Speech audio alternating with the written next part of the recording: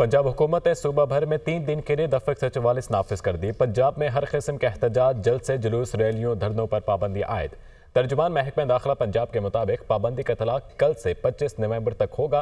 काबीना कमेटी बराए अमन व अमान के इजलास में दफ़ा 144 के नफाज की सिफारिश की गई थी। दफ़ा 144 के नफाज का फैसला अमन व अमान के क़याम, इंसानी जान और अमला के तहफ़्फ़ुज़ के लिए किया गया।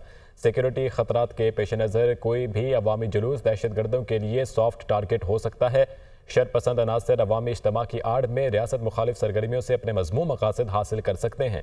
महकमा दाखिला ने सूबा भर में दफ़ा 144 के नफाज का नोटिफिकेशन जारी कर दिया। पंजाब हुकूमत ने सूबा भर में 3 दिन के लिए दफ़ा 144 नाफिज कर दी है। इस बारे में तफसीलात लेंगे ब्यूरो चीफ लाहौर हसन रजा से। हसन, एक बार फिर से दफ़ा 144 का नफाज किया गया है। देखिए, हुकूमत पंजाब ने सूबा भर में दफ़ा 144 नाफिज कर दी है। पंजाब में हर किस्म के एहतजाज, जलसे, जुलूस, रैलियों, धरनों और ऐसी तमाम सरगर्मियों पर पाबंदी आयद की गई है।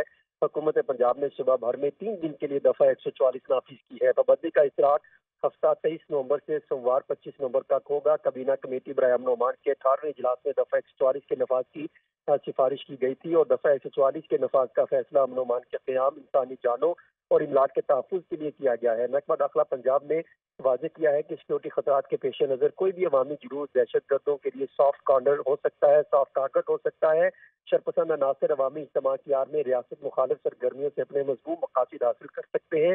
महकमा दाखिला पंजाब ने सूबा भर में दफ़ा 144 का बाकायदा नोटिफिकेशन जारी करते हुए तमाम जिला इंतजामिया को इस पर सख्ती से अमल दरामद कराने के अहकाम जारी किए। ठीक है हसन, बहुत शुक्रिया आपका।